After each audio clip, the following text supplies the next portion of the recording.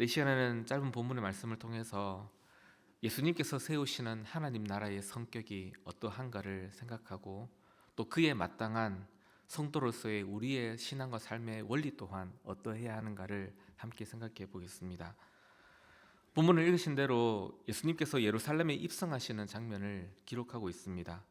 시간으로 따져보면 이제 5일이 지나면 예수님이 십자가에 죽으시는 금요일이 됩니다. 그래서 오늘 본문은 바로 그 금요일을 5일 앞둔 일요일쯤 됩니다.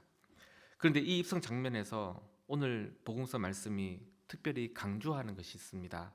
바로 그 예수님은 자기 백성을 하나님 나라에 가져다 주시를 왕으로서 입성을 하신다는 겁니다. 이는 어제 우리가 묵상했던 베다니에서의 그 잔치 사건과 연결해서 더욱 강조된다고 할 수 있습니다. 베다니 잔치에서 특별한 일이 하나 있었죠. 바로 마리아가 예수님께 향유를 부은 사건이었습니다. 근데 마태 마가 복음에서는 한 가지 큰 차이 하나가 마리아가 향유를 예수님의 머리에 부었습니다. 근데 요한복음은 그 향유를 예수님의 발에 부은 걸로 기록합니다.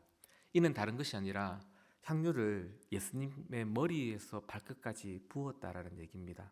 즉 예수님께서 이제 본격적으로 마지막 자기 백성에게 구원을 가져다 주실 그 왕으로서의 마지막 행보를 본격적으로 시작하는 장면에서 바로 예수님이 기름 부음 받은 왕으로서 이 공적인 마지막 행보를 시작하는 것으로 보여준다고 할 수 있습니다.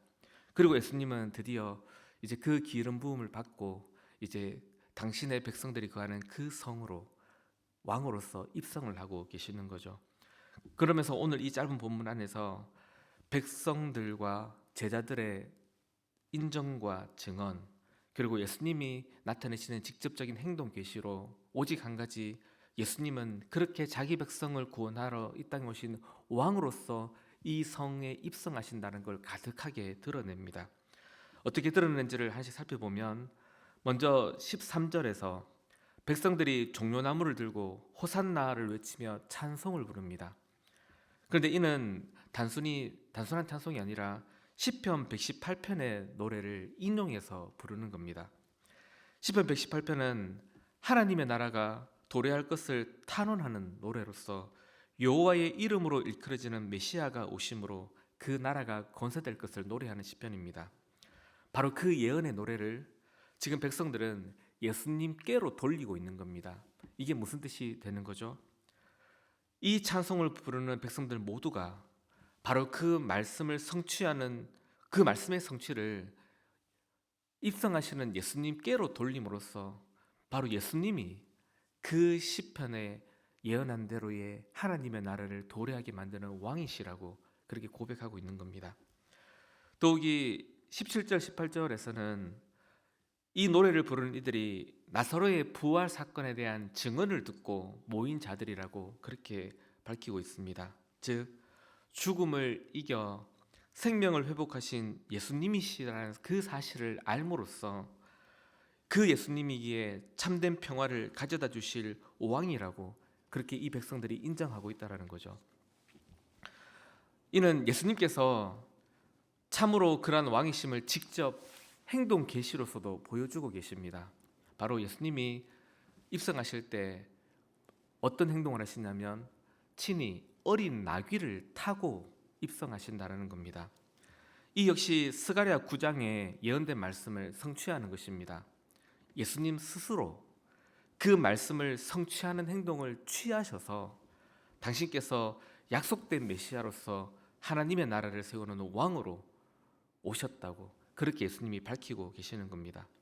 그리고 마지막으로 16절에서는 이 사건을 두고 이 사건을 목격한 제자들이 후에 예수님의 십자가 죽음과 모든 부활이 이루어진 후에 이 사건을 떠올리면서 오늘 이 예루살렘 입성 장면의 모든 일들은 그렇게 하나님의 말씀을 성취한 일들로 회고했다라고 밝히면서 역시 예수님께서 그 말씀을 성취하는 왕이시라는 걸 밝히고 있습니다. 이렇게 오늘 본문의 이 요한복음은 비록 짧은 본문이지만 예수님의 예루살렘 입성 장면 온통 약속된 말씀의 성취를 오직 그리스도에게로 돌림으로써 예수님께서 참으로 자기 백성을 구원하실 평화의 왕으로 오신 분이라는 걸 증거합니다. 성도 여러분, 요한복음의 기록 목적을 기억하시죠? 예수께서 하나님의 아들이심을 믿어서 영생을 얻게 하려 하신다는 거였습니다. 그렇다면 오늘 본문이 우리에게 소개하는 그 예수님은 어떤 분이며 그분을 믿어 얻게 되는 영생은 어떤 것일까요? 예수님은 바로 하나님의 아들로서 평화의 왕으로 오셨다는 왕으로 오신 분이라는 겁니다. 동시에 영생은 바로 그분이 가져다 주실 평화의 나라에 참여하는 것임을 생각해 볼 수 있게 됩니다. 하나님의 아들이라는 표현 역시 성경 전체에서는 기본적으로 왕을 뜻하는 표현입니다. 예수님은 하나님 나라를 건설하는 하나님의 아들로서 왕이십니다. 그런데 그 평화의 왕으로서 예수님 또한 그 평화의 왕으로서 어울리는 성품을 가진 분이라는 게 중요합니다. 평화의 나라를 세우시는 왕이시면서 동시에 그 합당한 성품과 성격을 가지신 분이라는 겁니다. 그 사실이 어떻게 증거되냐면 바로 오늘 예수님이 보여주신 대로 그분이 어린 나귀를 타셨다는 사실로 보여줍니다. 성도 여러분, 예수님을 하나님의 나라를 세우는 참 왕으로 우리를 그 나라에 참여하게 만드시는 참 구주로 믿으면서 오늘 이 예수님의 모습을 꼭 마음 깊이 늘 새기셨으면 좋겠습니다. 바로 예수님은 어린 나귀를 타시고 그 성에 입성을 하신 왕이라는 겁니다. 왜냐하면 방금 말씀드린 대로 이 나귀를 타신 분이라는 그 사실 하나로 그분이 세우실 나라가 어떤 것인지, 그 나라를 세우시는 예수님의 성품이 어떤 것인지, 우리가 참여해야 할 그분의 성품과 나라가 어떤 것인지를 이 하나로 다 보여주고 있기 때문입니다. 하나님의 나라는 힘과 무력으로 세우는 나라가 아니라 사랑과 희생과 섬김과 봉사로 세워지는 나라라는 것입니다. 그 나라를 세울 예수님 또한 어떤 힘과 권력으로서 왕이 되시는 분이 아니라 자기 백성을 위하여 사랑과 희생과 섬김과 봉사를 행하실 왕으로서의 성품을 가지신 분이라는 겁니다. 이제 5일이 지나면 예수님은 십자가에 죽으실 것입니다. 그 죽음으로 당신의 나라와 자기 백성들을 살리실 분이라는 걸, 그렇게 오신 분이라는 걸 이 어린 나귀를 타시는 행동으로서 다 드러내고 계시는 겁니다. 성도 여러분, 그렇다면 그런 왕이 세우시는 평화의 나라에 참여하는 백성으로서, 그런 왕을 나의 구주로 모시고 사는 백성으로서 성도는 마땅히 어떠해야겠습니까? 그 왕을 닮아가는 자들로, 그 왕의 성품에 참여한 자들로, 그 왕이 세우신 나라에 합당한 백성들로서의 성품과 삶을 살아가야 되지 않겠습니까? 그런데 지금 우리가 살아가는 현실을 돌아보면 그렇지 않은 경우가 너무나 많은 것 같습니다.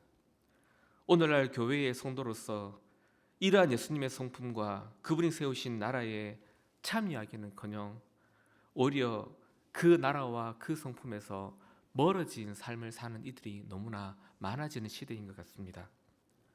어린 나귀를 타고 입성하신 예수님의 백성이 되었으면서도 우리는 멋진 백마를 타고 칼을 휘두르면서 그 나라 백성인 모습을 드러내려고 하는 욕망에 사로잡힐 때가 많은 것 같습니다. 교회의 덩치를 키워서 세상에 힘을 과시하려는 교회가 되려 하고, 많은 성도들의 머리수를 가지고 세상의 영향력을 행사하려고 하는 욕망이 휩쓸 때도 있는 것 같습니다. 눈에 보이는 거대한 규모와 힘과 재력이 있으면 그런 교회와 그런 교회의 성도는 당연히 세상을 향해 힘을 좀 줘도, 목소리에 좀 힘을 줘도, 큰 소리 쳐도 괜찮다고 하는 그런 욕망에 사로잡히는 이들도 있는 것 같습니다. 성도 여러분, 한번 가만히 생각해 보시죠. 언제 하나님께서 우리에게 그런 나라를 가르치셨습니까? 언제 예수님이 이 땅에서 그런 모습을 드러내셨습니까? 하늘의 천군 천사를 부릴 권세를 가지고 계신 분이었지만 십자가에 죽으시기까지 그 힘을 발휘하지 않으신 약함을 보이신 예수님이셨습니다. 하늘에서 빛을 발하시면서 마치 날개 달린 백마를 타고 나타나서 힘을 과시하던 그런 분이 아니라 그저 힘없이 고난의 삶을 살다 십자가에 죽으시기까지 복종하시면서 하나님의 나라와 자기 백성을 살리신 그런 예수님이셨습니다. 승리의 면류관이기보다 십자가의 죽음을 택하신 분이셨습니다. 전쟁의 말이 아닌 겸손의 나귀를 타시고 입성하셨습니다. 약함으로 오신 우리의 구주셨습니다. 여러분, 왜 예수님은 이렇게 약함으로 오셨습니까? 오직 복음으로 우리를 구원하시기 위해서였습니다. 복음은 예수님의 고난과 그 십자가 죽음과 부활까지의 이야기입니다. 이 복음이 믿음으로 구원 얻게 하는 하나님의 능력이 됩니다. 우리가 이 복음을 믿게 하시려고 약함으로 오셨단 말입니다. 감히 무서워서 다가갈 수 없는 그런 높은 분이 아니라 친근히 그분에게로 다가가 그분을 받아들여 그 하나님 나라의 구원을 얻는 자가 되게 하시려고 우리에게 친근히 약한 자로 오셨습니다. 그래서 우리가 그분을 받아들일 수 있고 그분을 친근히 여겨 그 복음 앞에 설 수 있게 된 것입니다. 성도 여러분, 말씀을 정리하겠습니다. 오늘 말씀을 생각하면서 과연 우리는 어떤 복음을 믿는 성도인가를 잊지 않으셨으면 합니다. 이런 복음을 믿는 성도라면 우리는 마땅히 어떤 모습을 가져야 하는가를 잊지 않으셨으면 좋겠습니다. 우리도 이 땅에서 그분의 백성이 되었으니 그분의 백성으로 사는 동안 그분을 닮아 그의 겸손과 그의 사랑과 그의 희생과 그의 약함이라는 그 하나님 나라를 걷는 신실한 성도 되기를 이 새벽에 같이 함께 기도하였으면 합니다. 하나님, 우리에게 그분에게로 이르도록 그의 합당한 성품을 닮아가도록 우리 성막의 온 성도들, 우리 자신과 우리 가족과 우리 형제들이 그렇게 그리스도의 성품을 가지고 그 나라에 어울리는 옷을 입고 하나님의 나라를 살고 하나님의 나라를 증거하는 우리 복된 성막의 모든 성도들 되게 하여 주시기를 함께 기도하시고 또 그렇게 개인 기도하시다가 돌아가시겠습니다.